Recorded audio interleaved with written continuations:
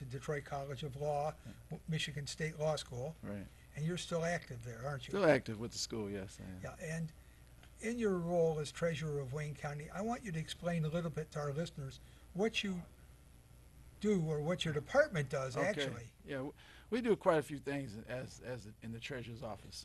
One of the things that we're responsible for that few people know about is we're responsible for collecting funds to pay the 911 operators. The 911 operators get paid from the taxes from our phone bill. So our job is to collect the money from the phone companies and to turn it over to the municipalities so that they can pay the 911 operators.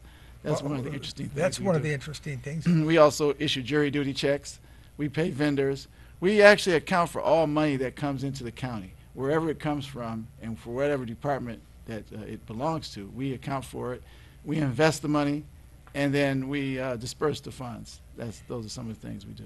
So that means that the application on my telephone that I use when I find a parking spot downtown, the funds go into the treasury. Well, the taxes that you pay on your phone bill, some of the tax that you pay from a phone bill we collect that for the 911 operators. But the parking meter money also goes in there. Actually, no, the parking meter money is the city. Okay, I wanted to make sure we understand that clearly. That's a city function. But the county treasurer also collects the excise tax from hotels and rent-a-car companies to pay for a part of Comerica Park. Now, last night when I was watching this blowout baseball game, I saw you on That was TV. a good game last night. Yeah, Yeah, it was an incredible baseball game. So you were talking about June the 7th as the cutoff date for a program that you have in the Treasurer's Department. Is Yes. that correct? That's correct. June 7th is the date where we'll get a final judgment for foreclosure. Okay, I want you to explain to our listeners, and please, listeners, understand, I'm not taking any questions today. This is an information program. I'm trying to offer you information. You know the theme of the show, knowledge is power. So we're going to give you a lot of information today on how to deal with your delinquent taxes. So June the 7th is the cutoff day. I want you to explain what Right. the program's about. Programs is payment plans is what we're promoting. And this payment plan is an ability for someone to pay their delinquent taxes over monthly payments over years. And if you live in the house, if you have a deed in your name and you're an owner occupant, the state legislature passed a bill this year. The governor signed it, which allows you to pay 6% interest a year instead of the regular statutory 18%. And that's big. That's really big. So we want people to get into these payment plans, come down, save their properties. If you're not the owner occupant, say you own a property but you don't live there, maybe, or you live in the property and you don't own it. You're living in a relative's property. You own the property and you're renting it out to people. You're a landlord or you're a business owner. You can still get into a payment plan, but you're going to pay 18% per year, 1.5% per month. You can still get into a plan by June 7th, which is this coming Wednesday. It's very important. Don't lose your property. If you can get into a payment plan to save it, it doesn't make sense to lose it. Now I've got to ask you a critical question. Sure. They just passed the law this year for Yes. 6%. Right. It was renewed. It expired last year in June, and they renewed it, so till 2019. Okay, so last year, in Yeah. 2016, Yes. it was 6%, correct? For owner occupants, yes. Owner occupants. Yes. How long can I be delinquent in my taxes before I lose my property? It's 3 years. The first year is considered delinquent. For instance, I'll give you a good example. This year, the 2016 taxes became delinquent on March 1st. The 2015 taxes became forfeited, which is the second year of delinquency, and the 2014 taxes will become foreclosed. They're foreclosed. So you lose it in 3 years. So if I'm paying the 2014 taxes this year Yeah. by June the 7th, If you have been a payment plan, you have 60% paid by June 7th for those who don't live in the house, or you're in an interest reduction plan, which is good for 5 years. Those plans expand over 5 years. If you're in either one of those, you're not going to lose your property. and let's stop for a minute. All right. 60% of, The total the the total- total of 14 taxes. So Okay. say you owe $10,000 for 14 taxes, which is really high. If you have $6,000 paid, you're automatically taken out of foreclosure. okay, and the same thing would hold true for 15. Right. 15. 15 is really a forfeited tax. So we're not foreclosing on 15s yet. So you still have time with 15. So the most important thing is if you can't afford to pay your taxes, to come down and work out a plan. Work out a plan, right. Work out a plan so that you can stretch it out over months. Well, let me give you an example of a Okay. situation that I run into. Okay. Somebody's out of work, and they're the sole provider in the household. They filed a claim for, say, workers' compensation benefits. It's being disputed. Right. They filed a claim for Social Security, and it's being disputed. So they sit there and they say, I'm going to lose my house. This is where I live. This is where my wife lives. This is where my children live. I'm not going to have a place to put my head down on a pillow at night. If they come down to the treasurer's office, how do they deal with this situation? What documentation do you want them to bring? Okay, that's a good question, because that happens often. We have cases like this. We would refer them to apply also to Step Forward Michigan, which is a federally funded, state-administered program which helps taxpayers who are owner-occupants. They can apply for this if they had a hardship and they live in the home. They can apply for Step Forward. Step Forward doesn't work for everyone, but they look at your income to see if you can pay going forward. And if you have some pending cases with, like you said, workman's comp or unemployment, those are considered as well. Our office also refers individuals to the Department of Human Services, which will pay up to $2,000 for emergency if the money will remove you from foreclosure. And if they bring documentation to us that they have these claims pending, they also bring documentation of a probate case, bankruptcy, also anything that shows that they're actually, it's a pending case, then we will work with them. We will not just say if you don't have it now. Also water bills that from the past. And the city hasn't turned over water, delinquent water, since 2013. But we have some people that still have 13 taxes, with most of it is water. If they have an actual dispute with the water department going on and they can document it, then we'll also consider that. Well, one of the things I suggested to my clients Yes, is that if you're going to go down to the treasurer's office, yes. not only bring the paperwork that you're talking about, but bring a letter from your doctor explaining that you're disabled. Is that important? Well, it's not really important that they bring documentation. You know, just if they're disabled, what's going to happen is we don't have a provision in any of our rules or procedures or the statute which deals with disability. But that's something that I review, and we have a committee that reviews any case that doesn't meet the normal requirements for a payment plan. We have a committee of 4 people that review these cases to decide if we can help them anyway. So what we do is we tell the cashiers, if you turn somebody down because they don't have, say someone says, look, I've been in the hospital for 6 months. You know, I wasn't able to, my disability check didn't come, my insurance company's not paying the bills, or whatever's happening. I need some assistance, I need some more time. So the cashier's not going to have the authority to say, okay, but we tell the cashiers, if you tell a person no, get their contact information, give it to us, and I'll be one of those 4 people reviewing these cases to decide we can do something to help them anyway. So you're telling me all of your cashiers have been instructed if somebody comes in with a hardship situation and they're up front and say they have a hardship situation, that there's a committee that will review the hardship situation in an attempt to make sure that the people are not out of their homes. Right, because we have a lot of volume in our office in terms of people. Our cashiers are going to say, you need this amount to get into a payment plan. You need this amount to stay out of foreclosure. And they're going to write down what they need. And then people say, I can't do that. I don't have that. So our instruction is that don't just send them away and say you don't have what's necessary to get into this plan. Get their contact information so we can review it and make sure that it's not something we can do to help them. We may be able to help them anyway. And, and we found that we can help some people anyway. And we don't want to just send them away and say, you know, you need this amount of money, you don't have it. Well, you have several branches where people can pay. Well, right, with the kiosk now, Yes. you can pay all over. 29 locations. Right, but in addition to the kiosk, It's just coming down to the treasurer's office, Coming right? down to our office, yeah, because and right now it's a crunch time for everyone, and we're getting close to June 7th, and the time when we really need people to come down. We're getting busy. Last week was very busy, and this week is going to be very busy, and we anticipate the numbers of foreclosures to go down drastically just in the next week. You know, you and I just met, but we're on the same page when it comes to helping people. So Yes. I'm going to impose upon you. I'm going to ask you, please, if we could post a notice down at the treasurer's office if somebody comes in with hardship, Mhm. so that they know they can tell the cashier that they have a hardship situation. Because a lot of folks are embarrassed. They don't want to talk about their personal problems or hardship, you know? That's true. They do, and then a lot of times people don't want to tell the children even. The older, the seniors don't want to tell their children the issues.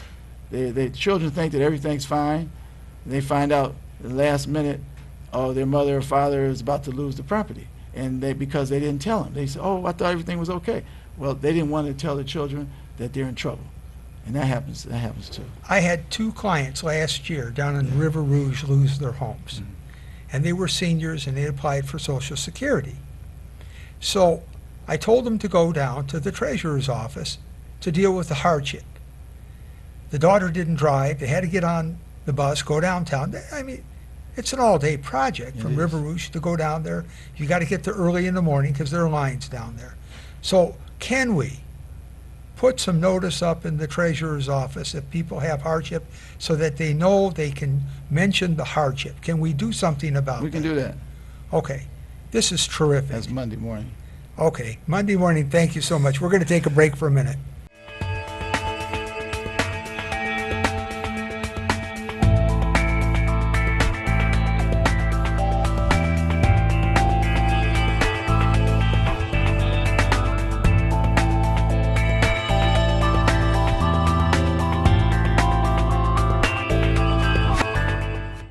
Are you in legal trouble? Are you in need of legal advice? Or just have general legal questions? Watch Law Power Hour and get your questions answered by experienced attorneys who are experts in their field. Know your rights. Watch Law Power Hour hosted by Barry Keller, attorney at law. Saturdays at 11 a.m. here on WHPR, Detroit Live.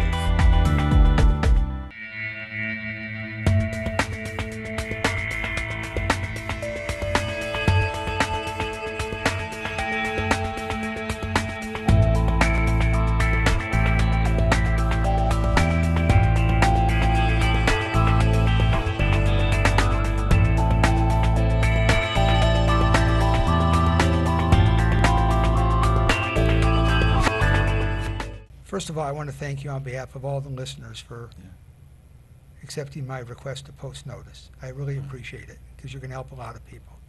Now, what's the process if I'm going to lose a house because of delinquent taxes and the house is foreclosed on because of Okay. delinquent taxes?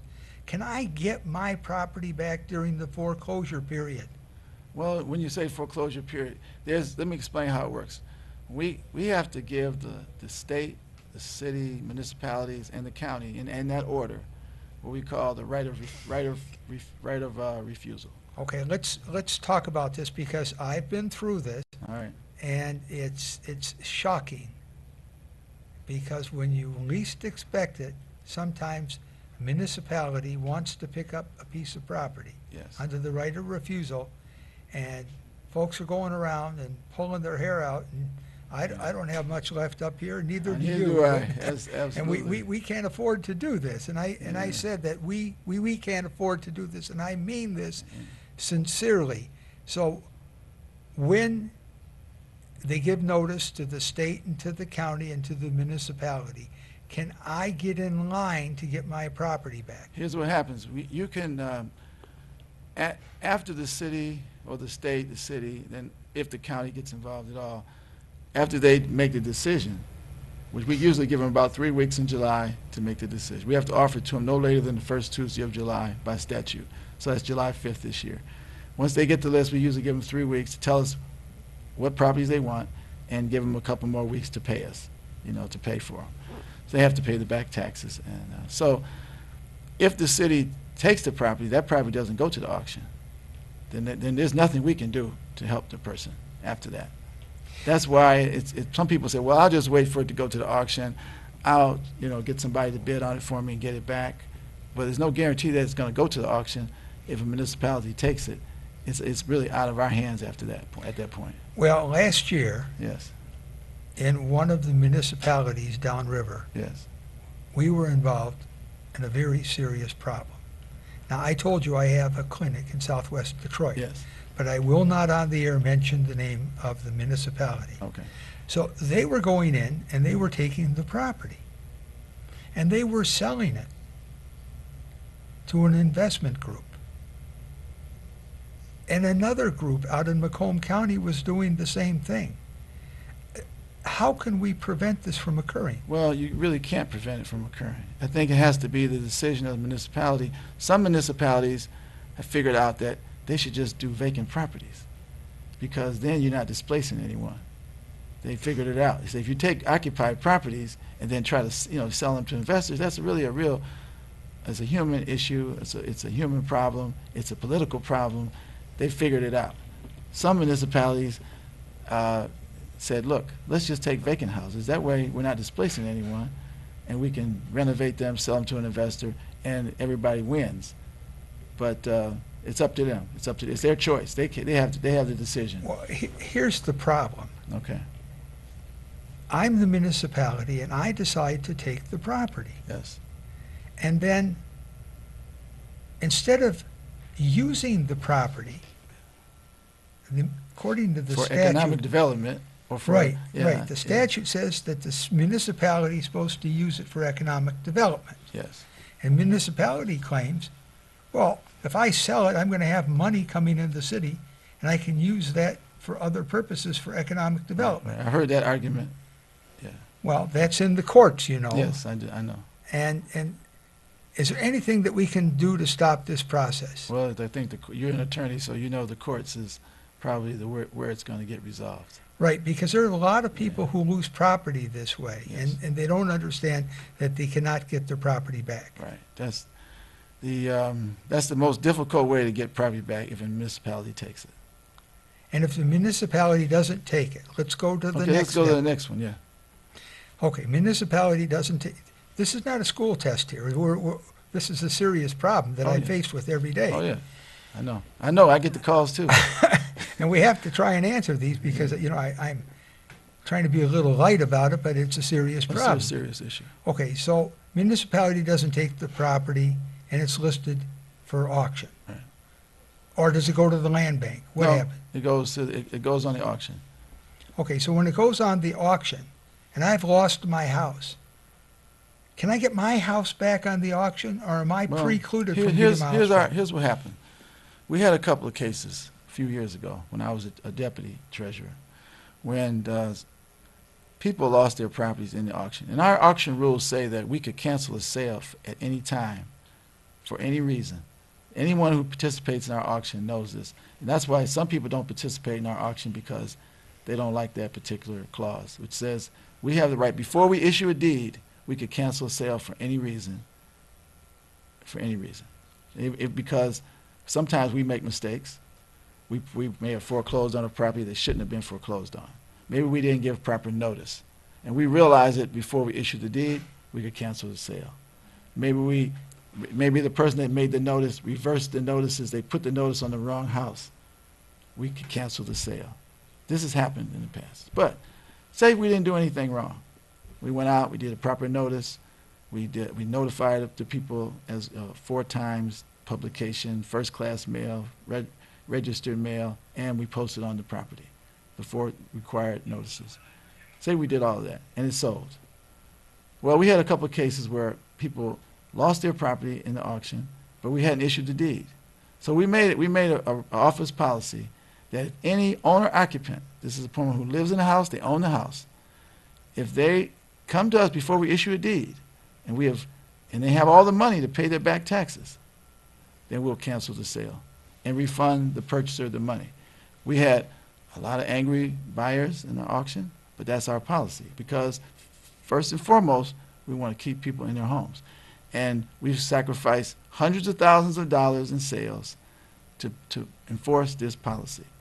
But once the deed is issued, how can they get the property back? Now, let's go. That's another issue. That's another Okay. question. Well, we'll go over that part of it a little bit later, but I want to go over this again. Okay. So it's the policy of the Wayne County Treasurer's Office. Yes. If a property is offered at auction Yes.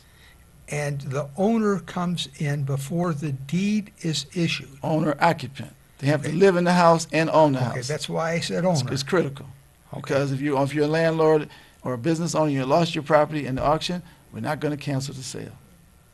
It's got to be where you live and stay, as I tell Exactly. my It's clients. live and stay. You own it, it's deeds in your name, you live there. That's your homestead. Right, you got to prove that you live there and you stay there. Right. In other words, you just can't come in and say, well, I stay here, but my driver's license has a different address on it, because that won't work. You've got to bring in proof. That's your homestead. Yeah. That's your homestead. That's where Okay. you live. Now, if you're listening out there, this is really critical. You have to bring in proof that you live there, which means not only your driver's license, but your registration Yeah. for your vehicle. You have Well, to, all we need is the driver's license and the deed, and that proves that you live there. But if you change your driver's license yesterday, your address yesterday, and you lost the property 3 weeks ago in the auction, it's not going to work. okay, so we've got this clear. Yeah. And then you have to pay all the back taxes and the interest, correct? Yes, And if you bring in a certified check and you do that, you'll cancel the sale. absolutely. We do it all the time. Okay. So there is a way of getting your property back, but it's Before the deed is issued. That's before the deed is issued. So you should be paying attention, knowing that what's going on. If your property, if you know it's going to foreclosure, then you should watch the auction, because if you know you lost it, you should be paying attention to what's going on in the auction. Find out if someone bought it. Now, can I stay in my house during the foreclosure period? Absolutely. We don't evict anyone. The Treasurer's Office has never evicted anyone other than drug dealers from properties.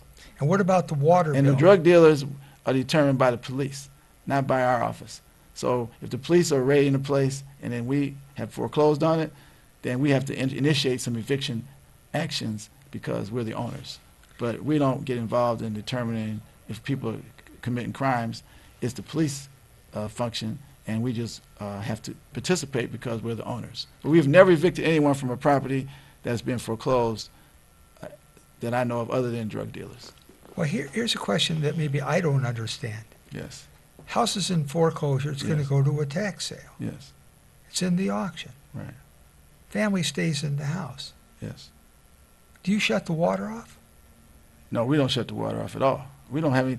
We have actually with the water department. We worked out something last year, and this year we have to even do a little bit more because what happens in the water department will do is the owner is not paying the water bill. They won't turn it on in the name of the tenant.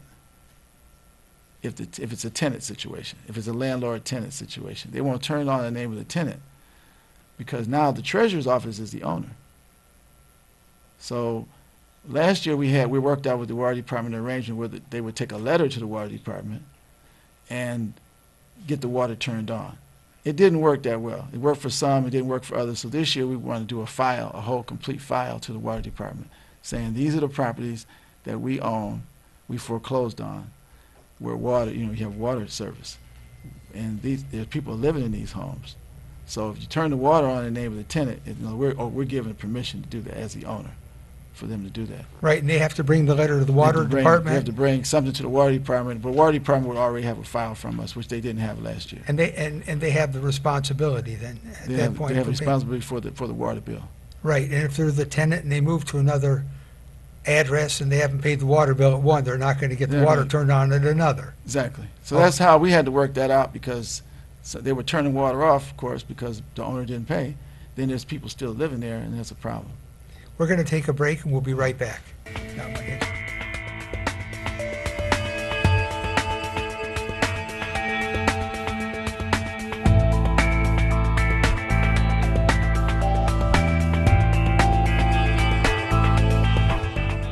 Are you in legal trouble? Are you in need of legal advice? Or just have general legal questions?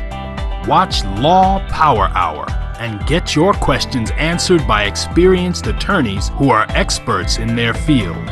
Know your rights. Watch Law Power Hour, hosted by Barry Keller, attorney at law. Saturdays at 11 a.m. here on WHPR, Detroit Live.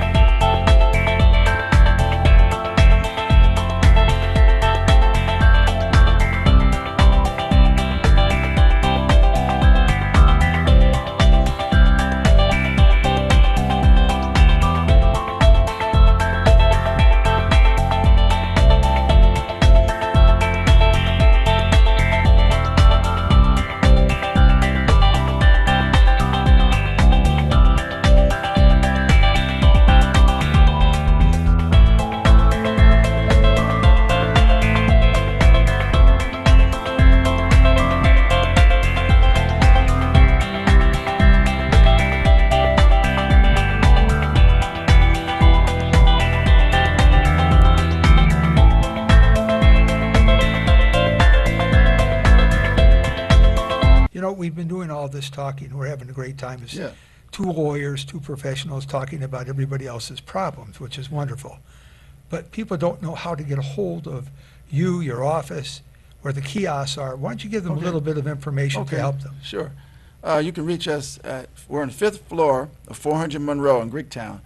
And you can reach us by phone, 313-224-5990. That's 313-224-5990. Or you can email us at taxinfo. That's taxinfo@waynecounty.com. Taxinfo@waynecounty.com. Our office hours are 8 o'clock to 4:30, Monday through Friday. On Wednesday, we're open until 6:30, extended hours. So this week will be a busy week, so I advise anyone that's coming down to see us to come early. If you're just making payments, you can go to the Rite Aid drugstores. The kiosks are located. We have one in the Samaritan Center on Connor, on the east side of Detroit. We have one at Focus Hope. We have one at the Northwest Activity Center. We have a couple in the suburbs right now, Dearborn and Taylor, but mostly Rite Aid drugstores. We can make our busiest center is at 7 Mile and Greenfield, and I think Wyoming 7 Mile also is a pretty busy center. We have one on Gratiot that's busy, but there's 29 locations at Rite Aid drugstores where you can make payments. Kiosks. We have 4 kiosks in our office building as well. So you don't have to stand in line. You can go right to the kiosk and make pay. It only takes a few minutes. It's very, very easy. We've had over 31,000 transactions at the kiosk since January 1st. Collected over $11 million using the kiosk. It saves parking, driving time, and it's just worked out very well The nice thing about the kiosks is they're open 7 days a week. all the time. And that's what's important because they're user-friendly. Yes, they are. And that's what's important. If you're going to pay your taxes and you can't get downtown, you have no excuse for not paying the taxes. All you have to do is find out where the kiosks are located, go to the kiosk, you can make your payment there. We can go to WCTkiosk.com. Wayne Okay. County Treasurer, WCTkiosk.com for the locations of all of our kiosks. And if you can't get that on the computer, you can get it on your phone. That's right. You'll pick it up. And if you don't have access either way, ask one of your friends or relatives to do it for you and ask them to drive you to the kiosk so you can pay your taxes. Ask somebody that's under 15 years old, and they'll show you how to do it. There you go. Now, we're giving our age away again, but that's okay. Now, I've got a real important problem to talk to you All about. right. As I told you many times, I run into this situation. It's very frustrating to me. Someone's lost a house in foreclosure, so they no longer own it. Right. And it's going through the process. It's going to go to the auction. City didn't pick it up. County didn't pick it up. State didn't pick it up. So it goes to the auction. Generally, it takes, what, a year to get to the auction? Well, that's September. This September we'll have our first auction. So we're talking 3 months from now, 3.5 months. Well, title has to be clear to the property to go to the auction, though, doesn't it? Well, we don't have a clear title. What we do, our title work that we do isn't considered a quiet title, but it's close to that. Okay. And so we've done all the title work, and therefore we go to the auction. It's we have title to the property now. So you've done your due diligence. Yes. But here's the nightmare. That property's rented out, and the person who's renting it has no legal right to rent the property. Yeah. Well, we would tell our taxpayers who come in that you should make sure when you rent property that the person has a right to actually rent it to you. Okay, this is very important for you to understand. You should never rent property unless you know the person who's renting you their house. Specifically, more likely than not, it would apply to single-family dwellings. It Right. could apply to multiple housing, but specifically in single-family dwellings, you should check to make sure that the person who's renting you the house has the right to rent the house to you. Exactly. Sometimes these properties are owned by individuals that live in other states or out of the country. And someone may be renting this property for them with or without their permission. This property may be rented by someone who has absolutely no connection to the property at all. So that's very good advice. And the other issue I always tell them, and I know you were in the building department for a long time, Yeah. is never rent property unless it has a certificate of occupancy. That's important too. Now they have rental registration with the cities. Most cities have rental registration. You have to register your rental property. So all of these things have to be checked out in advance before you rent property. Now, we've talked about homes lost to foreclosure and paying your delinquent taxes. What's the foreclosure prevention options that you have available? Well, we have, first thing we have is our distressed owner occupant extensions. This is available to someone that owes just 2014, nothing prior to 14 taxes. They can get until December. Because of their low income, they have until December to pay off the 14 taxes. Okay. This is something that many people take advantage of. Okay, let's talk about this, and those words just flow out. Distressed owner occupant extension. We extension. abbreviate it DOE, D-O-O-E. Okay. And that, but anybody that's eligible for this DOE is also eligible for the 6% interest reduction agreement, which is better than paying 18%. Because if you're in this extension, you're still paying 1.5% per month interest. So we tell people, they say, well, I can't afford to pay every month. Then they can go into the extension. But we say, you know what, you're still going to pay more money because of the fact that you're paying higher interest rate. Now, So, give me some of the parameters. What are the qualifications for the Dewey program? well, you have to sign an affidavit saying that your income is lower than the poverty level, and then you apply for it. And then you have to be an owner occupant again. Okay, what's the poverty level? The city has, I think, $19,900 a year for one person is considered for the exemptions. They use that number for people who apply for exemptions, tax exemptions. But the amount is, we don't verify it. We don't verify income. People just have to sign the affidavit. Well, you know, with the high unemployment in Wayne County, despite the fact that Yes. I hear that unemployment's at like a 4%, I disagree with that because I know the people that are off the rolls receiving Social Security and SSI, Yes. they're only getting somewhere between $1,200-$1,400 a month. So they're still at the poverty level. Yes, they are. So people who are on Social Security disability, SSI may be eligible for these programs. Especially, one of the things that we're pushing hard with, and we have to do even more, is exemptions. Letting people know if you're eligible for an exemption, you should apply for the exemption at the city assessor's office, because there's a percentage of individuals every year who are facing foreclosure who shouldn't be paying property taxes at all. I want to talk about the exemptions. What are the exemptions you're talking about that would make me eligible not to pay taxes? Now, I'm Well, 74 years it's- old. I it's- know I get a special treatment because of my age, but Absolutely not. come on now. No.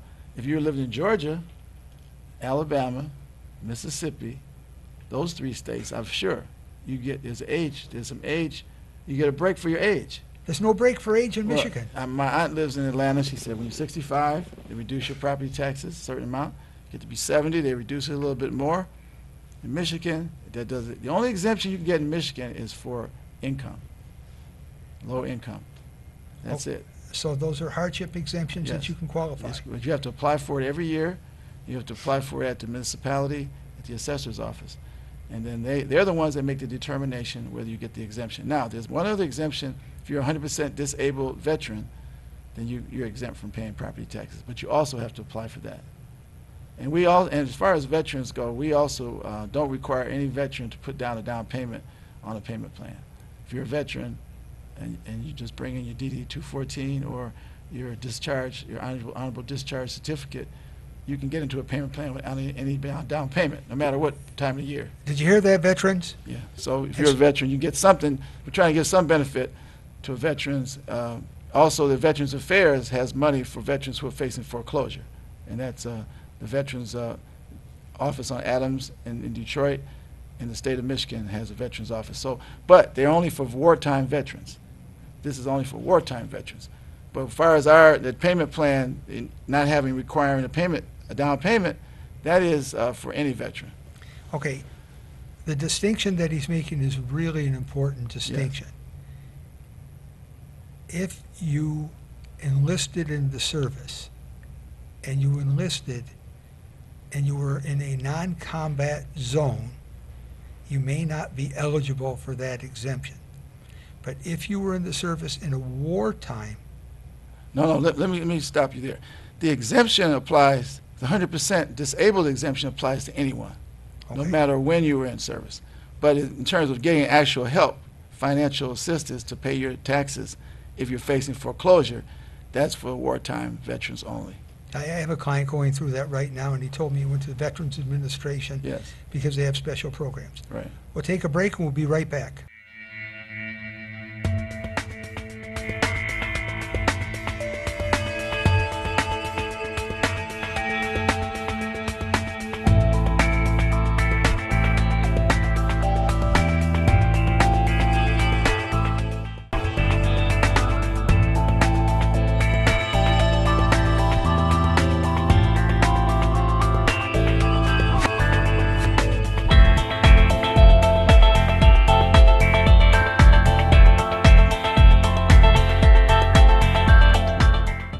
Are you in legal trouble?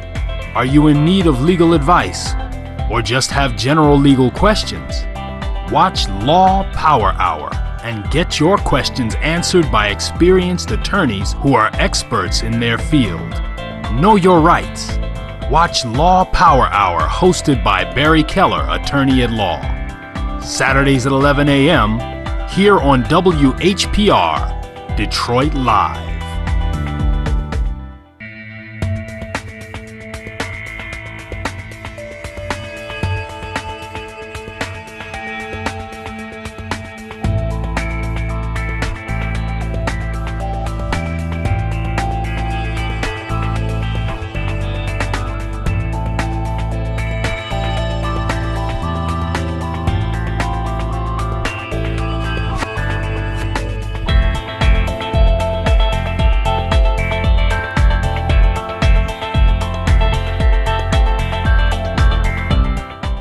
You know, recently I've had people come to me and they're complaining about they can't get their property back because some group came in and bought a whole parcel of properties. They bundled together, they purchased the properties, and then they're selling them back at an inflated rate. Is this permissible? Yes, bundling is permissible. What we do sometimes in the auction, we've done the last 3 years in the Treasurer's Office, is bundle, we call it a blight bundle. And there's a lot of properties, all the vacant lots, all the fire damaged properties, all the properties that are headed for demolition, and a few and some other good properties are put in this one bundle. Okay, and let me talk to you about it from an investor point of view. Okay. All right.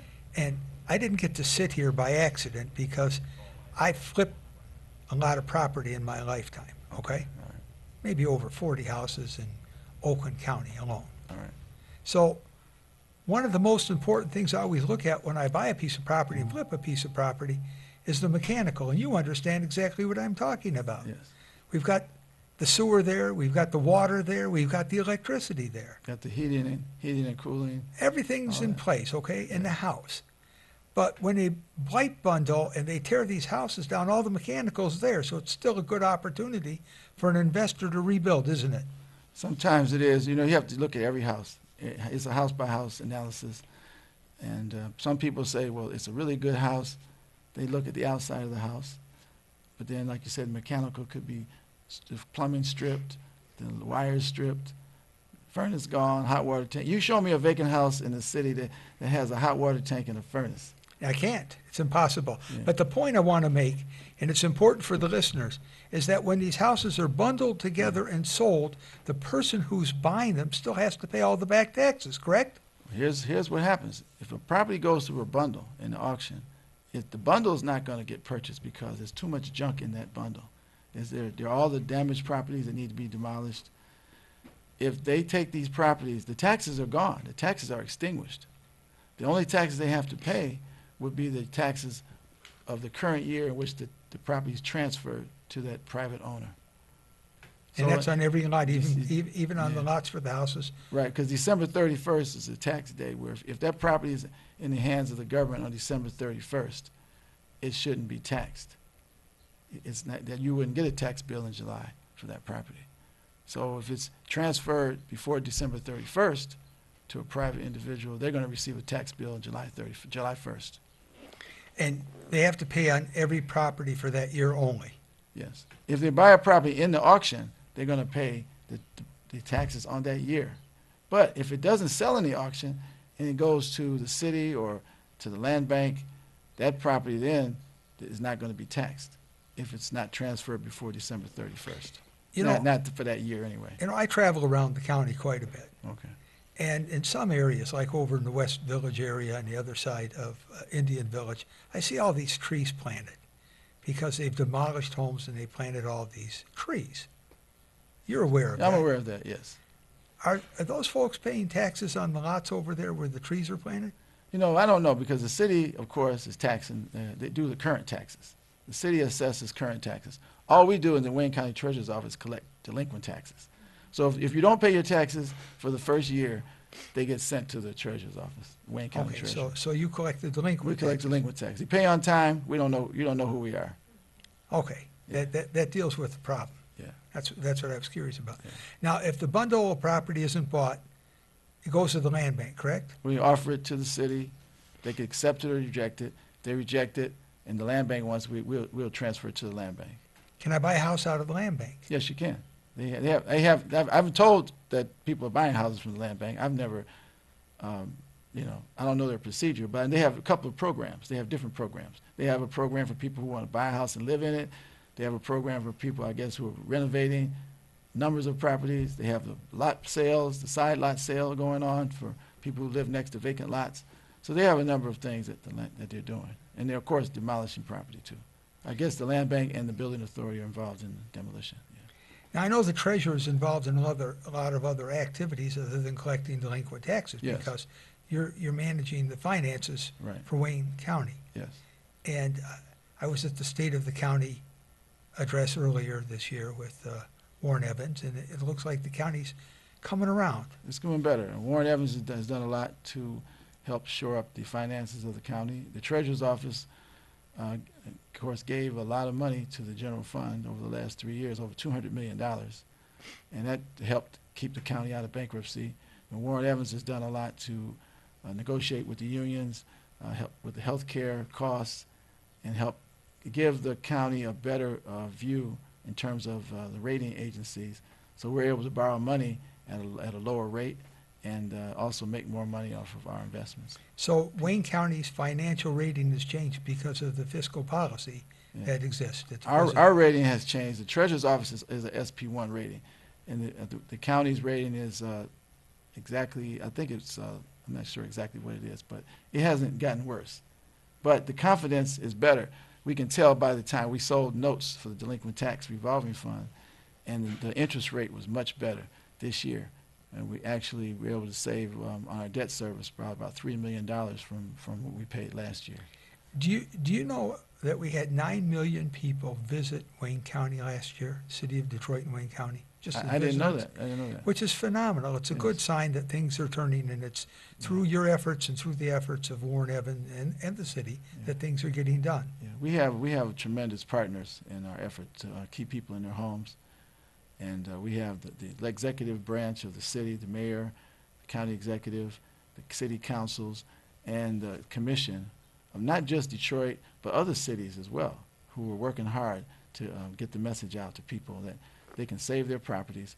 This means a lot, because if people are in their properties, they're in their homes, they're in their businesses, they're paying taxes, and you don't have blight continuing to grow. Okay, this is an important message. You can save your home. You can maintain your residence. You can be around your friends and neighbors. All you have to do is be proactive. If you have a problem, contact the treasurer's office, and they can give you some guidance or assistance in what you should do. How should they reach you? They can reach us by coming down to the 5th floor, 400 Monroe, 8 to 4:30, Monday through Friday, open till 6:30 on Wednesdays. Or you can call us at 313-224-5990, or email us taxinfo@waynecounty.com. Thanks for coming. Thank you. It's been great to have you. Enjoyed it.